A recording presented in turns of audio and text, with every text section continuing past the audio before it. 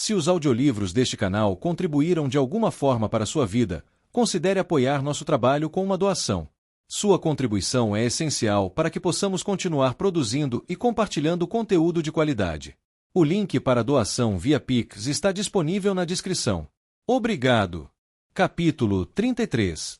Uma boa sopa. A sopa de Siwan estava surpreendentemente boa. Ela tomou outro gole, arqueando uma sobrancelha. Era simples, caldo e legumes, pedaços de frango, mas quando a maioria dos alimentos tinha gosto de rançoso, na melhor das hipóteses, isso parecia uma maravilha. Ela experimentou o biscoito. Sem gorgulhos. Delicioso.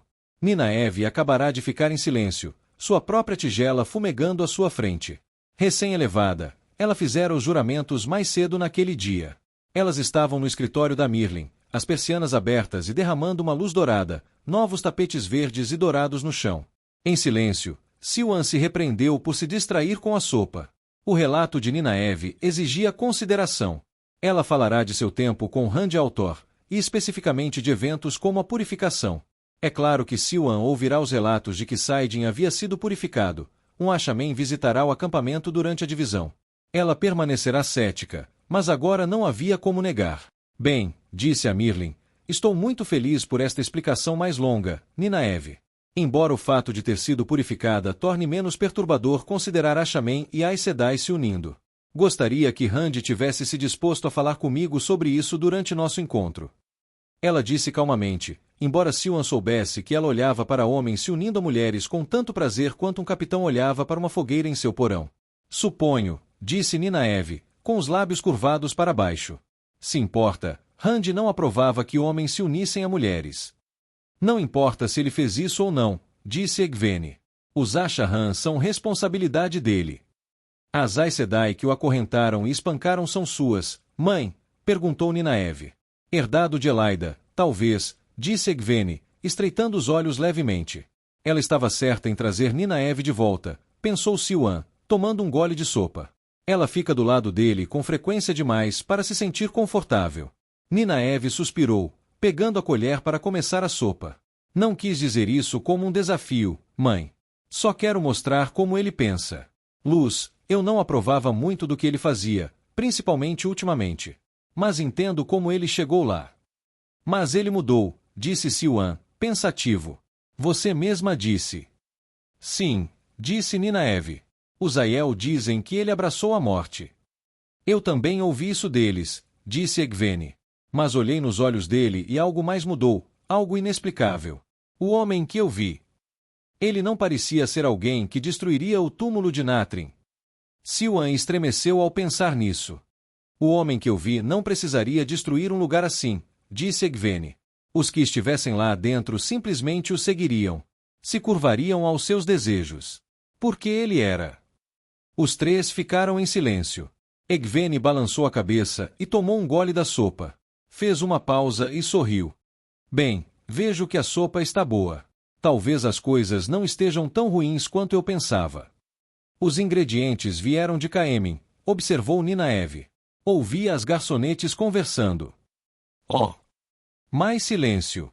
Mãe, disse Siwan, falando com cautela. As mulheres ainda estão preocupadas com as mortes na torre. Concordo, mãe, disse Ninaeve. Irmãs se olham com desconfiança. Isso me preocupa. Vocês duas deveriam ter visto isso antes, disse Egwene.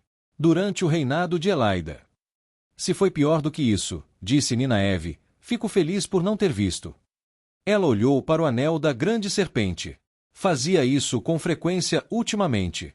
Como pescadora com um barco novo, muitas vezes olhava para o cais e sorria. Apesar de todas as suas queixas de que era uma Aes Sedai, e de já estar usando aquele anel há tanto tempo, ela estava obviamente satisfeita por ter passado no teste e feito juramentos. Foi terrível, disse Egwene. E não pretendo deixar que volte a ser assim. Siwan, o plano precisa ser posto em prática. Siwan fez uma careta. Eu tenho ensinado os outros. Mas não acho que seja uma boa ideia, mãe. Eles são mal treinados. O que é isso? Perguntou Ninaeve. Aes Sedai, disse Egwene. Um sonho com Terangreal cuidadosamente escolhido e dado. Siwan está mostrando a eles como Tel Araririot funciona. Mãe, aquele lugar é perigoso. Egwene tomou outro gole de sopa. Acredito que sei disso melhor do que a maioria. Mas é necessário. Precisamos atrair os assassinos para um confronto. Vou organizar um encontro secreto entre minhas Aes Sedai mais leais, no mundo dos sonhos, e talvez dar pistas de que outras pessoas importantes estarão presentes. Siuan, você contatou as Caçadores de Vento? Sim, disse Siuan. Mas eles querem saber o que você vai dar a eles para concordarem em se encontrar com você.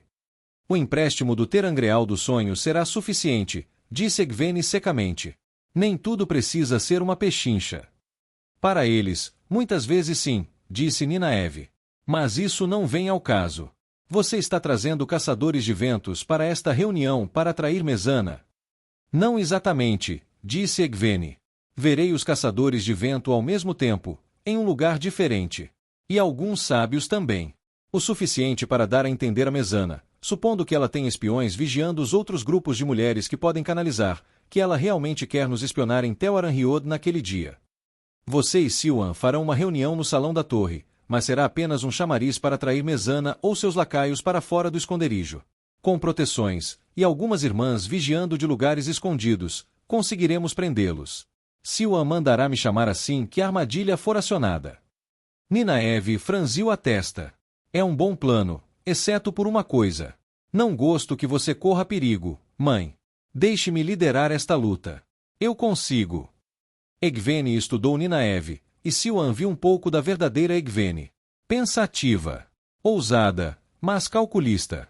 Ela também viu o cansaço de Egwene, o peso da responsabilidade. Siuan conhecia bem esse sentimento. Admito que você tem uma preocupação válida, disse Egwene. Desde que me deixei capturar pelos comparsas de Elaida fora de Tar Valon, tenho me perguntado se não me envolvi diretamente demais, se corri perigo demais. Exatamente, disse Nynaeve. No entanto, disse Egwene, o simples fato é que eu sou a mais experiente entre nós em Tel'aran'rhiod. Vocês duas são habilidosas, é verdade, mas eu tenho mais experiência.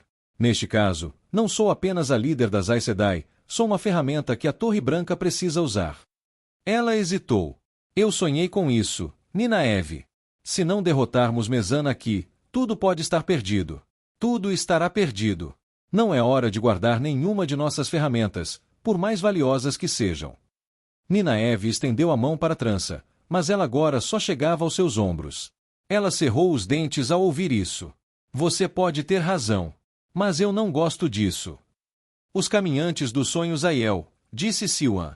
Mãe, você disse que se encontraria com eles. Será que eles estariam dispostos a ajudar? Eu me sentiria muito melhor em te ver lutando se soubesse que eles estão por perto para te vigiar. Sim, disse Egwene. Uma boa sugestão. Vou contatá-los antes de nos encontrarmos e fazer o pedido, só por precaução. Mãe, disse Nynaeve. Talvez Rand. Isso é um assunto da torre, Nynaeve, disse Egwene.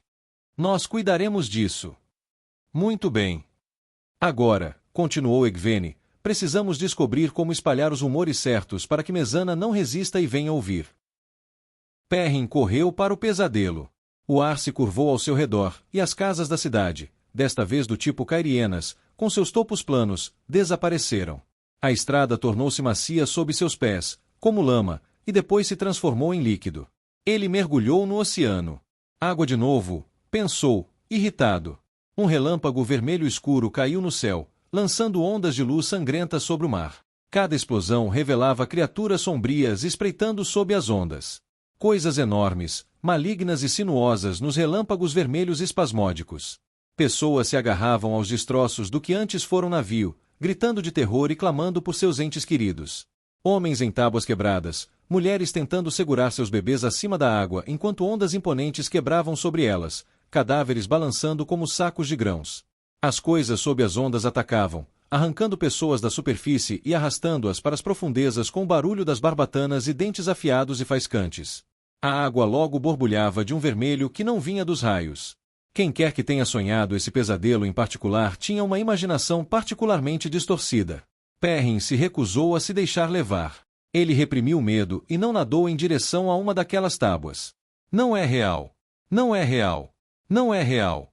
Apesar de compreender, parte dele sabia que iria morrer naquelas águas. Nessas águas terríveis e sangrentas. Os gemidos dos outros o assaltavam, e ele ansiava por tentar ajudá-los.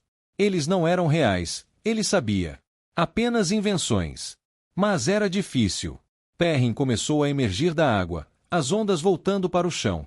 Mas então ele gritou quando algo roçou sua perna. Um raio estrondou cortando o ar. Uma mulher ao lado dele deslizou para baixo das ondas, puxada por mandíbulas invisíveis. Em pânico, Perrin estava de repente de volta à água, ali num piscar de olhos, flutuando em um lugar completamente diferente, com o braço pendurado sobre um pedaço de destroços. Isso acontecia às vezes. Se ele hesitasse por um instante, se permitisse ver o pesadelo como real, ele o puxava para dentro e o movia, encaixando em seu terrível mosaico. Algo se moveu na água próxima, e ele se arrastou para longe, sobressaltado. Uma das ondas o ergueu no ar. Não é real. Não é real.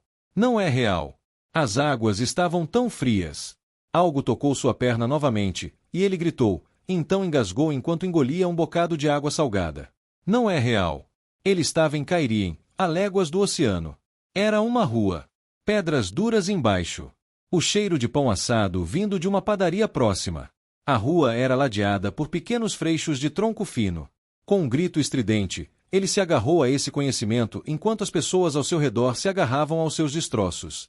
Perrin cerrou os punhos, concentrando-se na realidade. Havia paralelepípedos sob seus pés. Não ondas. Não água. Não dentes e nadadeiras. Lentamente, ele emergiu do oceano novamente. Saiu e colocou o pé na superfície, sentindo a pedra sólida sob a bota. O outro pé o seguiu. Ele se viu em um pequeno círculo flutuante de pedras. Algo enorme emergiu das águas à sua esquerda, uma fera enorme, parte peixe, parte monstro, com uma bocarra tão larga que um homem poderia entrar de pé.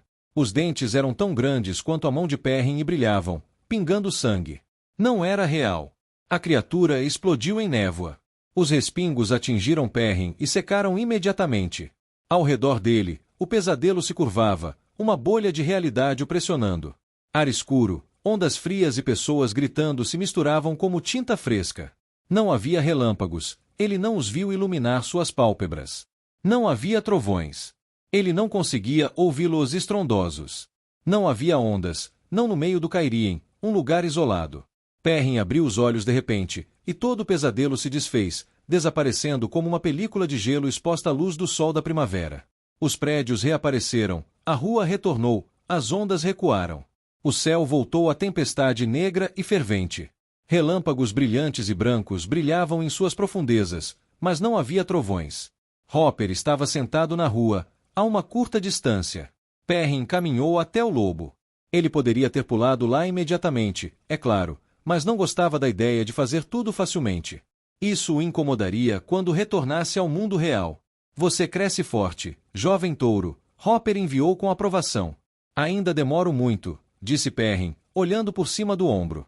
Toda vez que entro, levo alguns minutos para recuperar o controle. Preciso ser mais rápido. Numa batalha com os Laer, alguns minutos podem muito bem ser uma eternidade. Ele não será tão forte quanto estes. Ele ainda estará forte o suficiente, disse Perrin. Ele teve anos para aprender a controlar o sonho do lobo. Eu só comecei agora. Hopper riu. Jovem touro, você começou na primeira vez que veio aqui. Sim, mas comecei a treinar há algumas semanas. Hopper continuou rindo. De certa forma, ele tinha razão. Perrin passará 2 anos se preparando, visitando o sonho do lobo à noite. Mas ainda precisava aprender o máximo possível. De certa forma, estava feliz com o atraso antes do julgamento. Mas ele não podia demorar muito. A última caçada estava próxima. Muitos lobos corriam para o norte. Perrin podia senti-los passando. Corriam para a praga, para as terras da fronteira. Eles se moviam tanto no mundo real quanto no sonho dos lobos, mas os que estavam ali não se deslocavam diretamente para lá. Eles corriam, em matilhas. Ele percebeu que Hopper ansiava por se juntar a eles. No entanto, ele ficou para trás, assim como alguns outros. Vamos, disse Perrin. Vamos encontrar outro pesadelo. A Marcha das Rosas estava em flor. Aquilo era incrível. Poucas outras plantas haviam florescido naquele verão terrível, e as que floresceram haviam murchado. Mas a Marcha das Rosas estava florescendo, e intensamente, centenas de explosões vermelhas serpenteando pela estrutura do jardim. Insetos vorazes zumbiam de flor em flor, como se todas as abelhas da cidade tivessem vindo ali para se alimentar. Gavin mantinha distância dos insetos, mas o aroma das rosas era tão penetrante que ele se sentia imerso nele. Assim que terminasse a caminhada, suas roupas provavelmente ficariam perfumadas por horas. Elaine conversava com vários conselheiros perto de um dos bancos ao lado de um pequeno lago coberto de lírios. Ela demonstrava estar grávida e parecia radiante. Seus cabelos dourados refletiam a luz do sol como a superfície de um espelho. Sobre esses cabelos, a coroa de rosas de Andor parecia quase simples em comparação. Ela frequentemente tinha muito o que fazer ultimamente. Ele ouvirá relatos abafados sobre as armas que ela estava construindo, aquelas que ela imaginava serem tão poderosas quanto uma damane cativa. Pelo que ele ouvirá, os fundidores de Sinush em Caemlyn trabalhavam a noite toda. Caemlyn se preparava para a guerra, a cidade fervilhava de atividade. Ela não costumava ter tempo para ele, embora ele ficasse feliz pelo que ela podia dispensar. Ela sorriu para ele quando ele se aproximou e, em seguida, dispensou seus acompanhantes por um momento. Caminhou até ele e lhe deu um beijo carinhoso na bochecha. Você parece pensativo. Um problema comum que tenho ultimamente, disse ele. Você parece distraída. Um problema comum que tenho ultimamente, disse ela. Sempre tenho muita coisa para fazer e nunca tenho o suficiente para fazer. Se você precisar. Não, disse ela, pegando o braço dele. Preciso falar com você. E me disseram que uma caminhada pelos jardins uma vez por dia fará bem à minha constituição. Gavin sorriu, inspirando os aromas de rosas e lama ao redor do lago. Os aromas da vida. Ele olhou para o céu enquanto caminhavam. Não acredito em quanta luz do sol temos visto aqui. Quase me convenci de que a escuridão perpétua era algo sobrenatural. Ah, provavelmente sim, disse ela, despreocupada. Há uma semana, a cobertura de nuvens em Andor se dissipou perto de Caemlyn, mas em nenhum outro lugar. Mas, como? Ela sorriu. Randy. Algo que ele fez. Ele estava no topo do Monte Dragão, eu acho. E então? De repente, o dia pareceu mais escuro. Ao Thor de novo, Gavin cuspiu. Ele me segue até aqui. Até aqui, ela disse, divertida. Acredito que foi aqui que o conhecemos. Gavin não respondeu. Olhou para o norte, examinando o céu naquela direção. Nuvens escuras e ameaçadoras pairavam lá. Ele é o pai, não é? Se fosse, disse Elaine sem hesitar, então seria prudente esconder esse fato, não é? Os filhos do dragão renascido serão alvos. Gavin sentiu-se mal. Suspeitou disso no momento em que descobriu a gravidez. Queime-me, disse ele. Elaine, como pôde? Depois do que ele fez com a nossa mãe. Ele não fez nada com ela, disse Elaine. Posso apresentar testemunha após testemunha que confirmará isso, Gavin. Mamãe desapareceu antes de Randy libertar Caemlyn. Havia um olhar afetuoso em seus olhos enquanto falava dele. Algo está acontecendo com ele. Eu posso sentir, sinto que ele está mudando. Purificando. Ele afasta as nuvens e faz as rosas florescerem. Gavin ergueu uma sobrancelha. Ela achava que as rosas floresciam por causa de Altor. Bem, o amor podia fazer uma pessoa pensar coisas estranhas, e quando o homem de quem ela falava era o dragão renascido, talvez alguma irracionalidade fosse de se esperar. Eles se aproximaram do pequeno cais do lago. Ele se lembrava de nadar ali quando criança e de ter levado uma bronca por isso. Não da mãe, mas de Galad, embora a mãe de Gavin o tivesse lançado um olhar severo e decepcionado. Ele nunca contará a ninguém que só estivera nadando porque Elaine o empurrara para dentro. Você nunca vai esquecer isso, né? Perguntou Elaine. O quê? Ele perguntou. Você estava pensando na vez em que escorregou no lago durante a reunião da mãe com a casa Fará. Escorregou. Você me empurrou. Eu não fiz nada disso, disse Elaine, afetada. Você estava se exibindo, se equilibrando nos postes. E você sacudiu o cais. Eu pisei nele, disse Elaine. Com força. Sou uma pessoa vigorosa. Meu passo é firme. Uma força. Isso é uma mentira descarada. Não, estou apenas afirmando a verdade criativamente. Agora sou uma Aes Sedai. É um talento nosso. Agora, você vai me levar para remar no lago, ou não? Eu, te remo. Quando foi que isso surgiu? Agora mesmo. Você não estava prestando atenção? Gavin balançou a cabeça. perplexo. Certo. Atrás deles, várias guardas assumiram seus postos. Estavam sempre por perto, muitas vezes lideradas pela mulher alta que se imaginava uma imagem de Brigitte das histórias. E talvez ela se parecesse com Brigitte, ela atendia pelo nome, pelo menos, e estava servindo como capitã-general. Os guardas foram acompanhados por um grupo crescente de assistentes e mensageiros. A última batalha se aproximava, e Andor se preparava, e, infelizmente, muitos desses preparativos exigiam a atenção direta de Elayne. Embora Gavin tivesse ouvido uma história curiosa de que Elayne havia sido carregada para cima da muralha da cidade em sua cama, mais ou menos uma semana antes, ele não conseguirá se convencer se era verdade ou não. Ele acenou para Brigitte, que lhe lançou um olhar de desaprovação enquanto ele conduzia Elayne até o pequeno barco a remo do lago. "Prometo não jogá-la na água", gritou Gavin. Então, baixinho, "embora eu possa remar com força e nos virar." "Ah, fique quieto", disse Elayne, acalmando-se. "A água de lagoa não seria boa para os bebês." "Falando nisso", disse Gavin, empurrando o barco com a ponta do pé e entrando nele. A embarcação balançou perigosamente até ele se sentar. "Você não deveria estar caminhando pela sua constituição?" "Vou dizer a meu Fanny que precisava aproveitar a oportunidade para corrigir meu irmão desonesto. Você consegue se safar de todo tipo de coisa se der uma bronca de verdade em alguém." "E é isso que vou receber? Uma bronca?" "Não necessariamente." Sua voz era sombria. Gavin empurrou os remos e os colocou na água. O lago não era grande, mal dava para justificar um barco, mas havia uma serenidade em estar sobre a água, em meio aos pássaros da lago e às borboletas. "Gavin", disse Elayne, "por que você veio para Caemlyn?" "É a minha casa", disse ele. "Por que eu não deveria vir para cá?" "Fiquei preocupado com você durante o cerco. Poderia ter te usado na luta.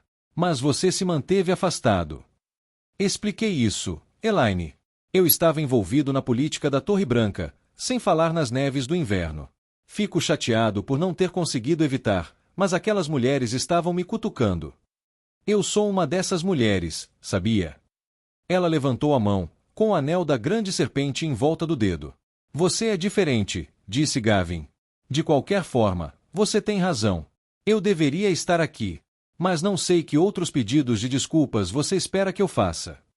"Não espero nenhum pedido de desculpas", disse Elayne. "Ah, Gavin, eu não estava te repreendendo.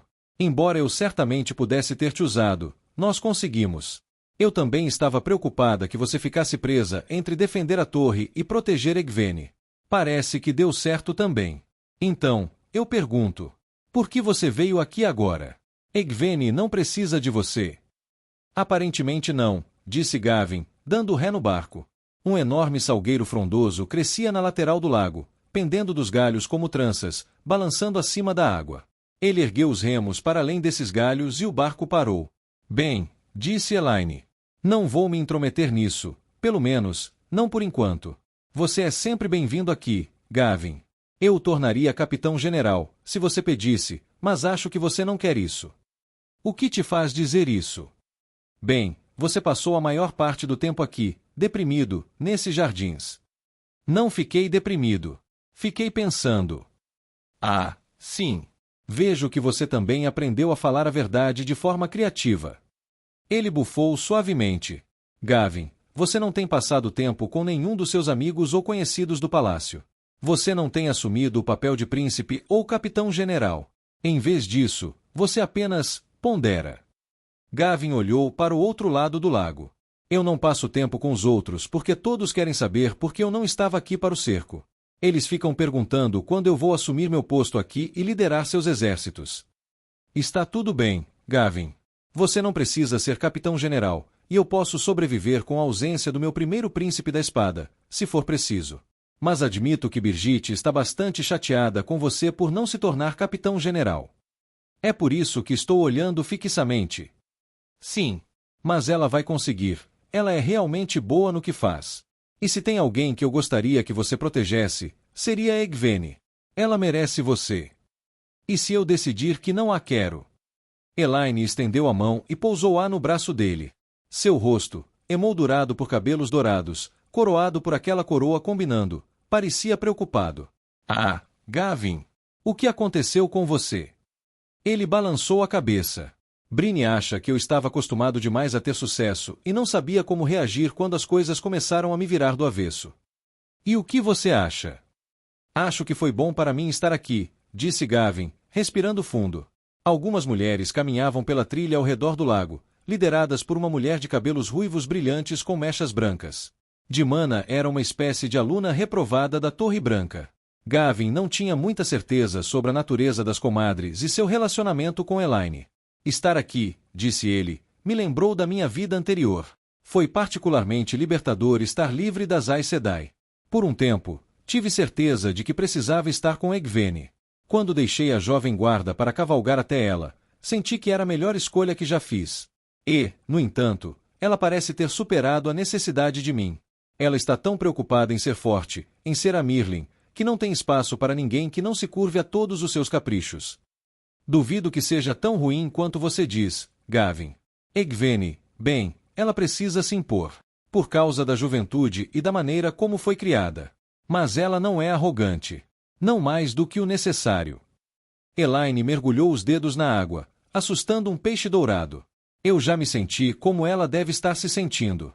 Você diz que ela quer alguém que se curve e se esforce por ela, mas o que eu aposto que ela realmente quer, o que ela realmente precisa, é alguém em quem possa confiar completamente. Alguém a quem possa dar tarefas, sem se preocupar com como serão executadas. Ela tem recursos enormes. Riqueza, tropas, fortificações, servos. Mas ela é única, então, se tudo exige sua atenção direta, é como se não tivesse recurso algum. Você diz que a ama, disse Elaine. Você me disse que é devotado a ela, que morreria por ela. Bem, Egwene tem exércitos cheios desse tipo de gente, assim como eu. O que é verdadeiramente único é alguém que faz o que eu mando. Melhor ainda, alguém que faz o que sabe que eu mandaria, se tivesse a chance. Não tenho certeza se posso ser esse homem, disse Gavin. Por que não? De todos os homens dispostos a apoiar uma mulher poderosa, eu imaginaria que seria você. É diferente com Egwene. Não sei explicar por quê. Bem, se você deseja se casar com uma Mirlin, então você deve fazer essa escolha. Ela tinha razão. Isso o frustrava, mas ela tinha razão. Chega disso, disse ele. Percebi que o assunto mudou de autor. Porque não havia mais nada a dizer sobre ele. Você tem que ficar longe dele, Elaine. Ele é perigoso. Elaine acenou com a mão. Saidin está purificado. Claro que ele diria isso. Você o odeia, disse Elaine. Dá para perceber na sua voz. Não se trata da mamãe, não é? Ele hesitou. Ela havia se tornado tão boa em distorcer a conversa. Seria a rainha dentro dela, ou a Aes Sedai. Ele quase virou o barco de volta para o cais. Mas aquela era Elaine. Leve, mas era bom conversar com alguém que realmente o entendia. Porque eu odeio o autor, disse Gavin. Bem, tem a mãe. Mas não é só ela. Eu odeio o que ele se tornou. O dragão renascido. Um tirano. Você não sabe disso, Gavin. Ele é um pastor. Que direito ele tem de derrubar tronos, de mudar o mundo como ele faz? Principalmente enquanto você se amontoava numa aldeia. Ele lhe contará a maior parte do que lhe acontecerá nos últimos meses. Enquanto ele conquistava nações, você era forçado a matar seus amigos, e depois, enviado para a morte pela sua Mirlin. Exatamente. Então é ciúmes, disse Elaine suavemente. Não. Bobagem. O que você faria, Gavin? Perguntou Elaine. Você duelaria com ele? Talvez. E o que aconteceria se você vencesse e o matasse como disse que queria fazer? Você nos condenaria a todos para satisfazer sua paixão momentânea. Ele não tinha resposta para isso.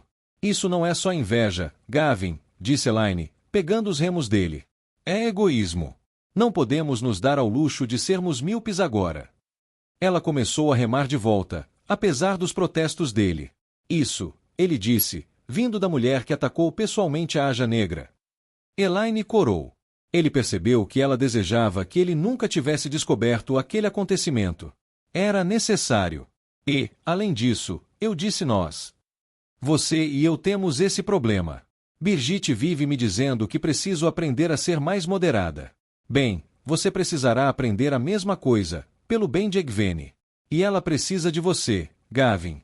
Ela pode não perceber, pode estar convencida de que precisa sustentar o mundo sozinha. Ela está enganada. O barco bateu contra o cais. Elaine desembarcou os remos e estendeu a mão. Gavin desceu e a ajudou a subir no cais. Ela apertou a mão dele com carinho.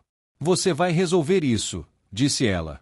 Estou liberando você de qualquer responsabilidade de ser meu capitão-general. Por enquanto, não nomearei outro primeiro príncipe da espada, mas você pode manter esse título com deveres em suspenso. Contanto que apareça para cerimônias oficiais ocasionais, não precisa se preocupar com mais nada que possa ser exigido de você. Publicarei isso imediatamente, citando a necessidade de você estar fazendo outro trabalho no advento da última batalha. Obrigado, disse ele, embora não tivesse certeza se sentia isso. Parecia muito com a insistência de Egwene de que ele não precisava guardar a porta dela. Elaine apertou a mão dele novamente, virou-se e caminhou até os criados. Gavin a observou falar com eles em tom calmo. Ela parecia se tornar mais majestosa a cada dia. Era como ver uma flor desabrochar. Ele desejou ter estado em Caemlyn para acompanhar o processo desde o início. Ele se viu sorrindo enquanto se virava para continuar seu caminho pela Marcha das Rosas. Seus arrependimentos tiveram dificuldade em se impor diante de uma dose saudável do otimismo característico de Elaine. Só ela poderia chamar um homem de ciumento e fazê-lo se sentir bem com isso. Ele passou por ondas de perfume, sentindo o sol no pescoço. Caminhou por onde ele e Galad brincavam quando crianças e pensou em sua mãe caminhando por aqueles jardins com Bryne. Lembrou-se de suas instruções cuidadosas quando ele pisava em falso, e depois de seus sorrisos quando ele agia como um príncipe deveria. Aqueles sorrisos pareciam nascer do sol. Este lugar era ela. Ela continuava viva, em Caemlyn, em Elaine, que a cada hora se parecia mais com ela, na segurança e na força do povo de Andor. Ele parou ao lado do lago, o mesmo local onde Galad o salvara de se afogar quando criança. Talvez Elaine estivesse certa. Talvez Altor não tivesse tido nada a ver com a morte de Morgase. Se tivesse, Gavin jamais provaria. Mas isso não importava. Rand Altor já estava condenado à morte na última batalha. Então por que continuar odiando o homem? Ela tem razão, sussurrou Gavin, observando as moscas gavião dançarem sobre a superfície da água. Terminamos, Altor. De agora em diante, não me importo mais com você. Foi como se um peso enorme tivesse sido tirado de seus ombros. Gavin soltou um suspiro longo e relaxado. Só agora que Elaine o havia soltado é que ele percebeu quanta culpa sentia por sua ausência de Andor. Isso também havia desaparecido. Hora de focar em Egwene. Ele enfiou a mão no bolso, tirou a faca da assassina e a ergueu sob a luz do sol, inspecionando aquelas pedras vermelhas. Ele tinha o dever de proteger Egwene. Supondo que ela o criticasse, o odiasse e o exilasse, não valeriam as punições se ele conseguisse preservar a vida dela. Perto do túmulo da minha mãe, disse uma voz ríspida atrás dele. Onde você conseguiu isso? Gavin se virou. As mulheres que ele havia notado antes estavam paradas atrás dele no caminho. Dimana as liderava, com os cabelos raiados de branco e o rosto enrugado ao redor dos olhos. Trabalhar com o poder não deveria deter aqueles sinais de envelhecimento? Havia duas pessoas com ela. Uma era uma jovem rechonchuda de cabelos negros, a outra, uma mulher corpulenta de meia idade. A segunda era quem havia falado. Ela tinha olhos arregalados e inocentes. E parecia horrorizada. O que é isso, Marily? Perguntou Dimana. Essa faca, disse Marily, apontando para a mão de Gavin. Marily já viu uma igual. Já vi isso antes, corrigiu Dimana. Você é uma pessoa e não uma coisa. Sim, Dimana. Muitas desculpas, Dimana.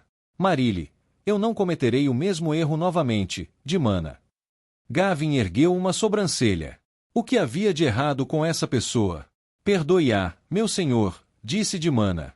Marily passou muito tempo como Damane e está com dificuldades para se adaptar. Você é Seanchan, disse Gavin. Claro. Eu deveria ter notado o sotaque. Marily assentiu vigorosamente. Uma ex-Damane. Gavin sentiu um arrepio. Aquela mulher fora treinada para matar com o poder. A terceira mulher permaneceu em silêncio, observando com olhos curiosos. Ela não parecia nem de longe tão subserviente. Deveríamos ir embora, disse Dimana. Não é bom para ela ver coisas que a lembrem de Seanchan. Vamos, Marily. Suspeito que isso seja apenas um símbolo da vitória de Lord Tracan em batalha. Não, espere, disse Gavin, levantando a mão. Você reconhece esta lâmina? Marília olhou para Dimana, como se pedisse permissão para responder. A parenta assentiu, sofrendo. É uma lâmina sangrenta, meu senhor, disse Marília. Você não a venceu em batalha, porque homens não derrotam lâminas sangrentas. Elas são imparáveis. Só caem quando seu próprio sangue se volta contra elas. Gavin franziu a testa. Que absurdo era esse? Então esta é uma arma seancha. Sim, meu senhor, disse Marília. Carregado pelos facas sangrentas. Achei que você tivesse dito que isso era uma Bloodknife. É, mas também é quem os carrega. Envoltos na noite, enviados pela vontade da imperatriz, que ela viva para sempre, para derrotar seus inimigos e morrer em seu nome e glória. Marília baixou ainda mais os olhos. Marília fala demais. Ela está arrependida. Sinto muito, disse Dimana, com um toque de exasperação em seu tom. Sinto muito, repetiu Marília.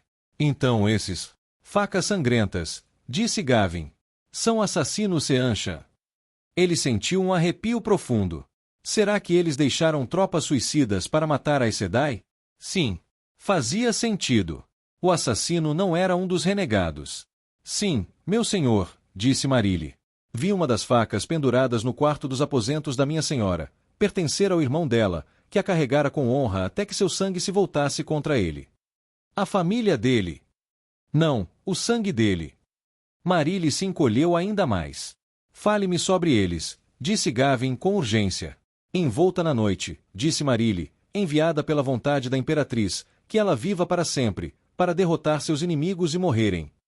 Sim, sim, disse Gavin. Você já disse isso. Que métodos eles usam? Como se escondem tão bem? O que você sabe sobre como esse assassino vai atacar? Marília se encolhia ainda mais a cada pergunta e começava a choramingar. Lord Tracan, disse Dimana. Contenha-se. Marília não sabe muita coisa, disse a Damani. Marília pede desculpas. Por favor, castigue-a por não ter escutado com atenção. Gavin recuou. Os Seanchan tratavam seus Damani pior do que animais. Marília não teria sido informada de nada específico sobre o que aqueles facas sangrentas eram capazes de fazer. Onde você conseguiu esses Damani? Perguntou Gavin. Algum soldado Seanchan foi capturado. Preciso falar com um oficial, de preferência. Dimana franziu os lábios. Estas foram tiradas em Altara, e apenas as Damani foram enviadas para nós. Dimana, disse a outra mulher. Ela não tinha sotaque Seanchan. E quanto a Suldan? Caiseia era do sangue inferior. Dimana franziu a testa. Caiseia é insegura. Por favor, disse Gavin. Isso pode salvar vidas. Muito bem, disse Dimana. Espere aqui. Eu voltarei com ela. Ela levou seus dois protegidos em direção ao palácio, deixando Gavin esperando ansiosamente. Poucos minutos depois, Dimana retornou, seguida por uma mulher alta usando um vestido cinza claro sem cinto ou bordado. Seus longos cabelos negros estavam presos em uma trança, e ela parecia determinada a permanecer exatamente um passo atrás de Dimana, uma ação que incomodou a comadre, que parecia estar tentando ficar de olho na mulher.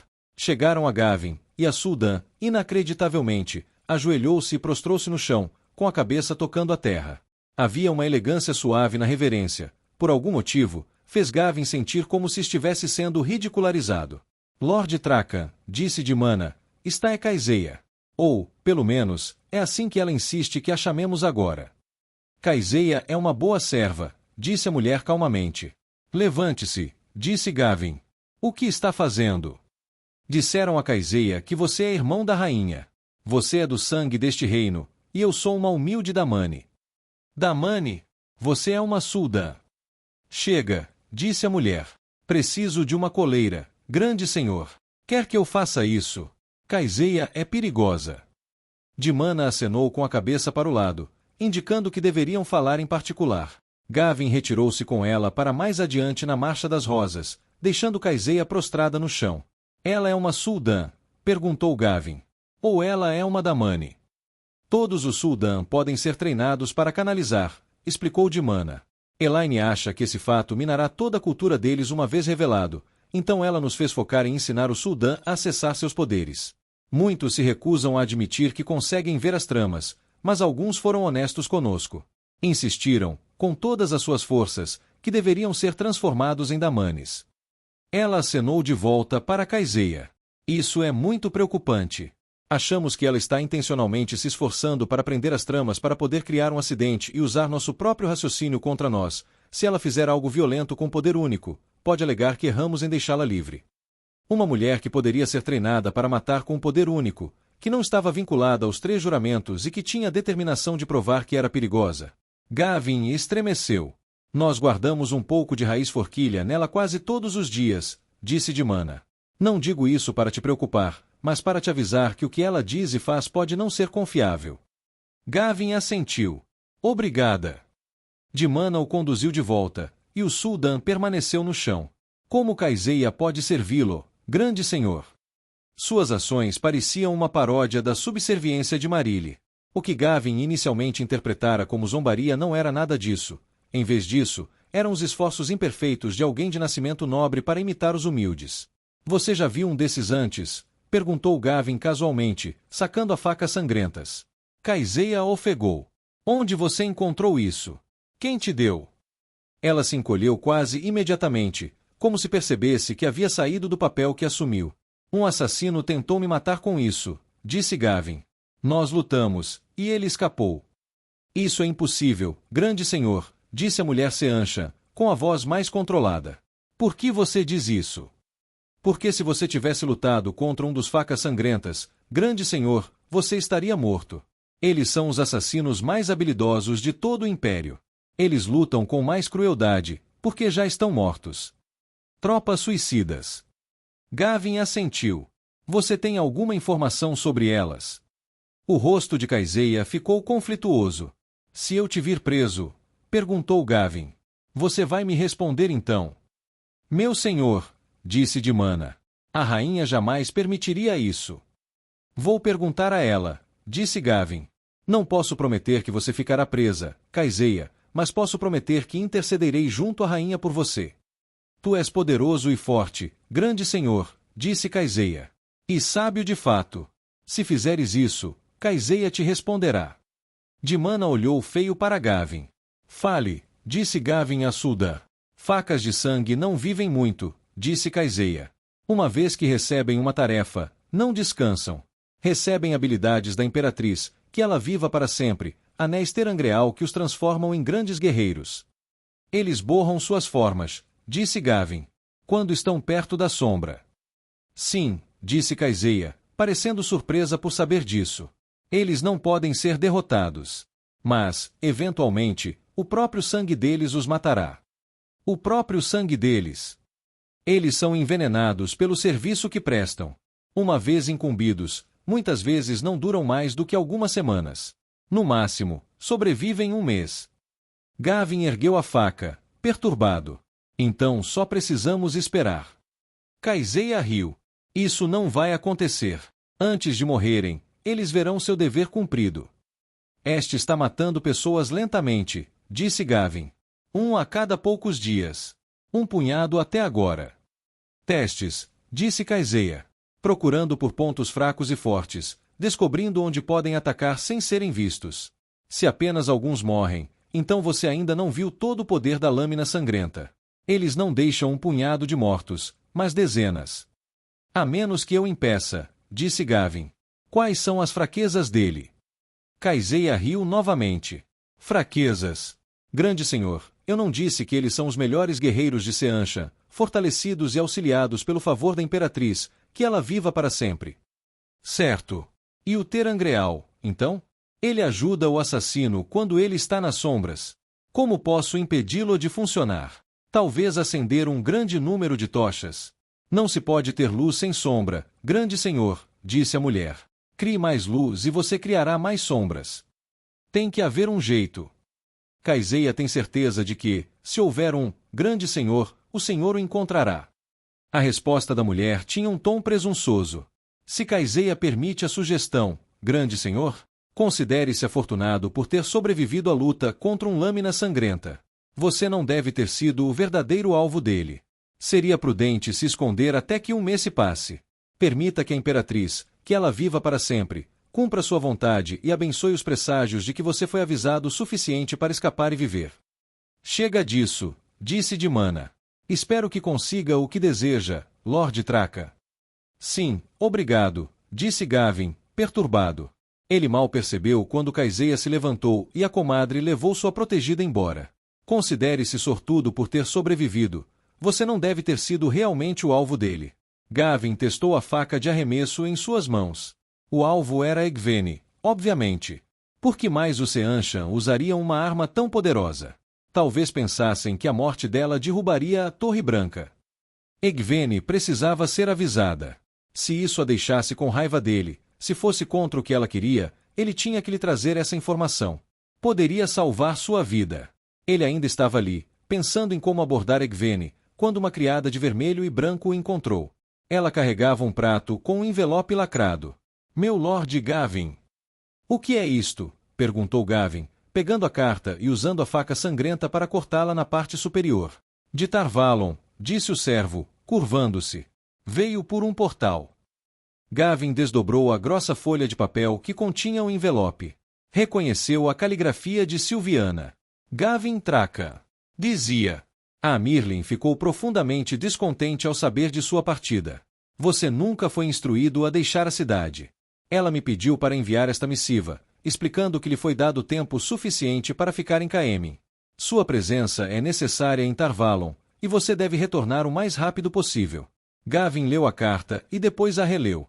Egwene gritou com ele por atrapalhar seus planos, quase o expulsou da torre, e ela ficou descontente ao descobrir que ele havia deixado a cidade.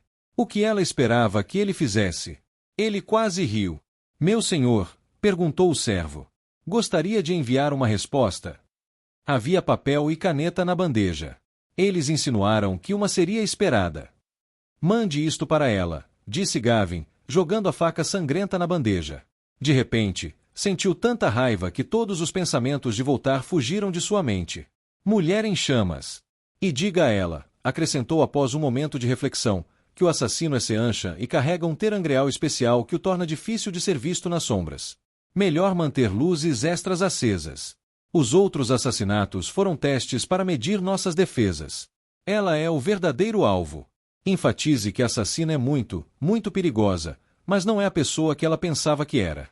Se ela precisar de provas, pode vir falar com alguns dos Seanchan aqui em Caemmin.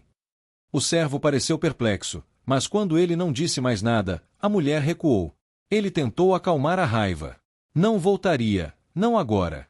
Não quando pareceria que voltaria rastejando ao comando dela. Ela tinha seus planos e armadilhas cuidadosos. Dissera que não precisava dele. Teria que se virar sem ele por um tempo. Então,